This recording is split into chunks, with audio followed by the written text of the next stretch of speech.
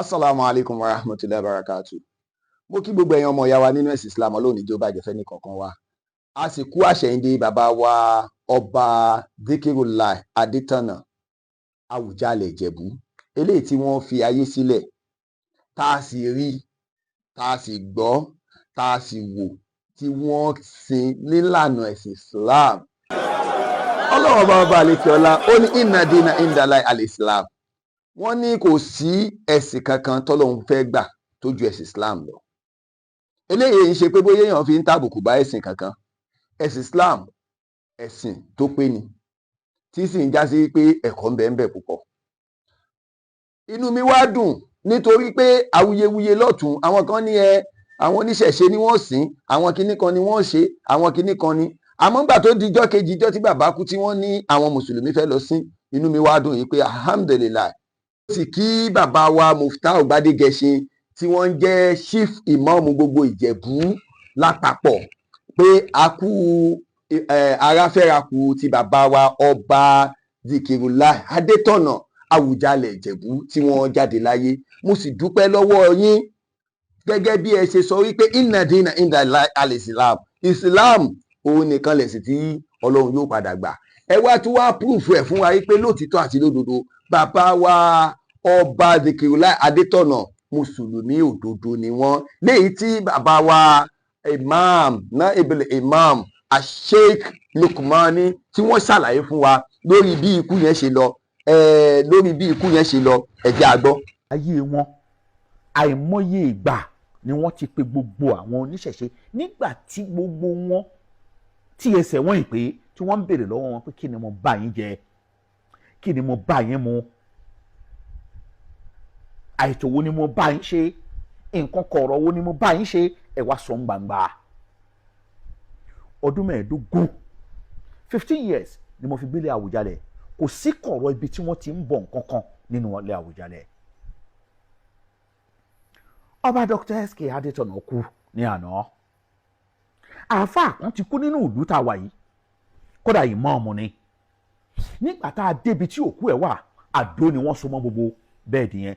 Billahi lazim birọ́bì káàbà tó bá ṣe pé irọ́ ni ó kú èmi àti Ọlọ́run ọba tó dá mi.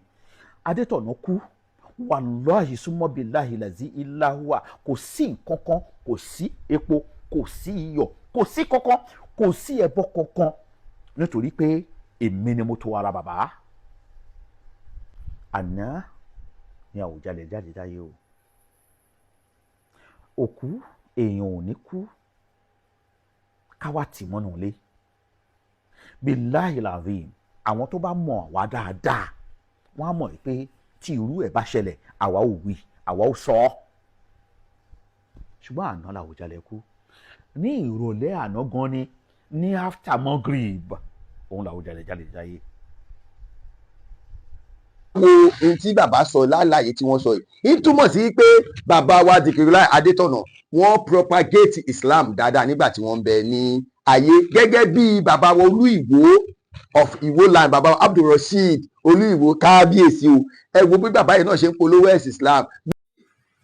Bí nǹkan mú tọ̀ ni èmi lọ gá àwọn, èmi ni mo ń kọ́ àwọn ọba pé Ọlọ́run lọ́ba, èmi lọ́lọ́run gbé ọwọ́ mi gbà, èmi ni pírẹsidẹ́ǹtì wọn, àwọn ọba ńlẹ̀ Yorùbá àti ibi tí a bá ti ń bọ̀ rìsà. Wọn ọba àmọ́ sọ yín níbi ìjọba kájọba máa ní pé èmi ní ọ̀dọ̀ Ọlọ́run ọba, èmi lọ́lọ́run gbé ọba ilẹ̀ Yorùbá lé lọ. Ẹni tó bá ti mọ̀nà ló yẹ ká tẹ̀lé. Wàjádìná èmi ni mo mọ̀nà. Bẹ́ẹ̀ náà la rí nínú àwọn àáfàá tí wọ́n ń pariwo ẹ̀yin oníṣẹ̀ṣe ẹ gbà mí, ẹ̀yin kìrìsìtẹ́nì ẹ gbà mí, torí tí iná ṣe fẹ́ pa mí. Lódìdí àáfàá lẹ́nu àáfàá tá a pè láàfàá wa tí wọ́n jẹ́ bàbá wa tí wọ́n wá ń pariwo orú ẹ̀. Ọlọ́run kó ṣàánú wa. Nítúbọ̀ sí wípé àwọn bàbá yìí náà àwọn náà kọ̀ọ̀rọ̀ wọn ò dá àfàìmọ̀ kó má jẹ́ pé nígbà tí wọ́n bá kú àwọn oníṣàkì àwọn ni wọ́n padà wá kílèmù òkú wọn. A máa wá dúpẹ́. Àwọn awuyewuye kankan fẹ́ ṣẹlẹ̀ lánàá ń bẹ̀ nígbà tí àwọn oníṣẹ̀ṣe dé tí wọ́n ní àwọn fẹ́ kílèmù òkú, àwọn kan fẹ́ kílèmù kínní. Àmọ́ àwọn mùsùlùmí ní ìlà òkú mùsùlùmí lélẹ̀. Òkú mùsùlùmí ni. Òkú mùsùlùmí ni. Go back. Go back. Go back. Go back.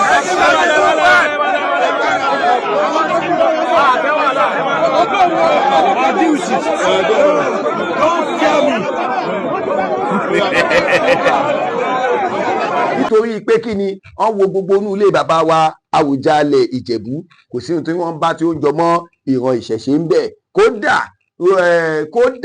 wọ́n ní nígbà tí bàbá ń bẹ láyé, gbogbo àwọn oníṣẹ̀ṣe ni wọ́n ń pè nígbà yẹn tán bá wá bá pé ṣé mo bá yín jẹ rí, ṣé mo bá yín mu rí, mi ì bá yín jẹ rí, mi ì bá yín mu rí o. So ó túmọ̀ sí pé bàbá yìí ṣe dáadáa. Gbogbo wọn oníṣẹ̀ṣe wá bira rẹ léèrè lóòótọ́ àti lódodo.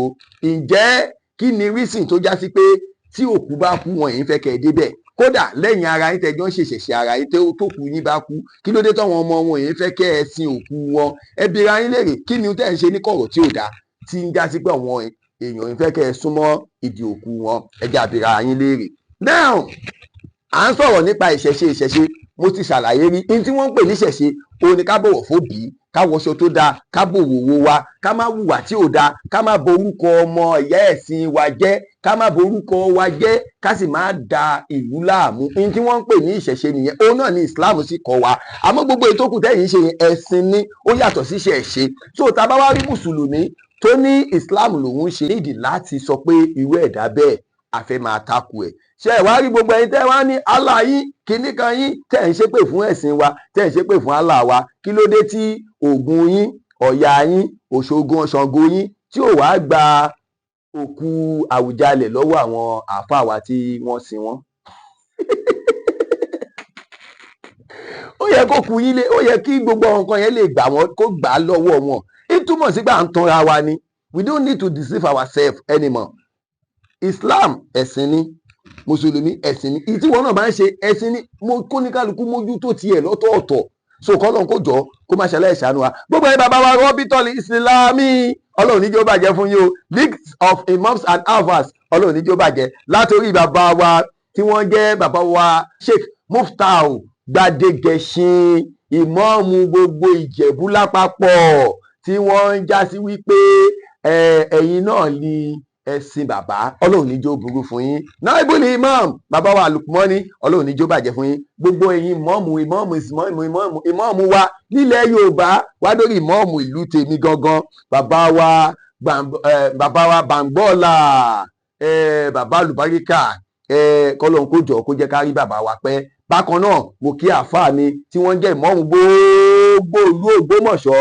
Ẹ rí i pé nígbà tí ọba ìlú Ògbómọ̀ṣọ́ kú, àwọn Parako yìí wọ́n ti gba kámú pé wo àwọn báwọn ṣe máa ń ṣe nìyẹn, tó rọ̀ wọ́n ń dà á pọ̀ ni. Parako yìí gbogbo wọn máa ń dà á pọ̀ ní àti oníṣẹ̀ṣe àti àdàkọ mọ̀. Ẹ rí i pé Parako yìí náà bí babaláwo ló jọ wọ́n máa ń dà á pọ̀ ni. Àmọ́ ọmọ Ògbómọ̀ṣọ́ ní ńlá nídìí ilé ìpọ̀ òkú mùsùlùmí ni bàbá wa tí wọ́n jagun gbadé ìtànà, mùsùlùmí ni wọ́n. So kò sí ohun tó ń jẹ mọ́ ìran ìdàpọ̀ ńbẹ̀.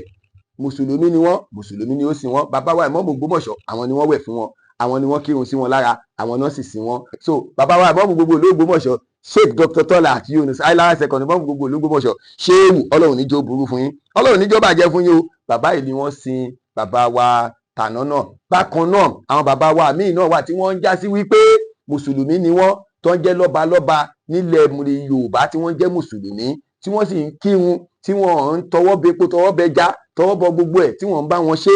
So kọ́lọ̀ ń jọ kó túbọ̀ jẹ́ ó dáa fún gbogbo wa. Ọlọ́lá ilá ilá. Ẹ̀yin oníṣẹ̀ṣe tó kù yín bá kú, tẹ́ bá rí mùsùlùmí kan bẹ̀, ẹ̀yin náà ẹ ṣe justice for òkú wa, justice for òkú wa, justice for òkú wa. Ṣé wọ́n òkú bàbá wa Adétọ̀nà Àwùjalẹ̀, àwa òkú mùsùlùmí ni la ṣe sí, ṣe ti gbọ́. Ṣé wá rí tí òkú tí náà bá kú, tẹ́ bá rí àwa mùsùlùmí bẹ̀, ẹ sùn wá sí kóòtù, ṣe ti gbọ́. Ọlọ́run ní tó bàjẹ́ fẹ́lẹ́ kọ̀ọ̀kan wa, Ọlọ́run ní dójú àdúrà tiwa.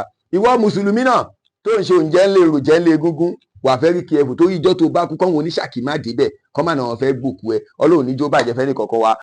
Ìwọ mùsùlùmí náà tó ń pariwo ẹ̀yin oníṣẹ̀ṣe ẹ gbà mí, ẹ̀yin kìrìsìtẹ́nì ẹ gbà mí, bàbá ẹ tara mẹ́sìn yín. Wọ́n ní mùsùlùmí tẹ́ra mẹ́sìn rẹ̀, má ṣe òjẹ́ ńlẹ̀ òrò jẹ́ ńlẹ̀ egúngún, káwọn oníṣàkí kọ́ máa wá gbòkú níjọ́ ò bá kú lò kábàámọ̀ wẹ̀yìn Adétọ̀nà bí kú ṣe yẹ wọ́n o ìsìláàmù gbé ní tèmi ẹni kò bá gbé kó wá wí.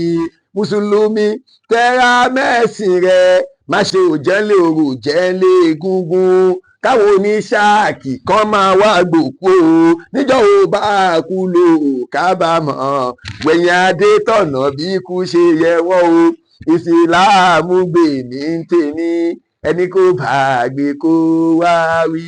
Mùsùlùmí tẹra mẹ́sìn rẹ má ṣe òjẹ́lé orò jẹ́lé egungun káwọn oníṣáàkì kan máa wá gbòkú o níjọ́ ò bá kú lò kábàámọ̀ wẹ̀yìn Adétọ̀nà bí kú ṣe yẹ wọ́n o ìsìláàmù gbé ní tèmi ẹni kò bá gbé kó wá ẹni kò bá gbé kó wá wí ẹni kò bá gbé kó wá wí ìsìláàmù gbé ní tèmi ẹni kò bá gbé kó wá wí. Ẹ̀yin oníṣẹ̀ṣe sọ́rí o.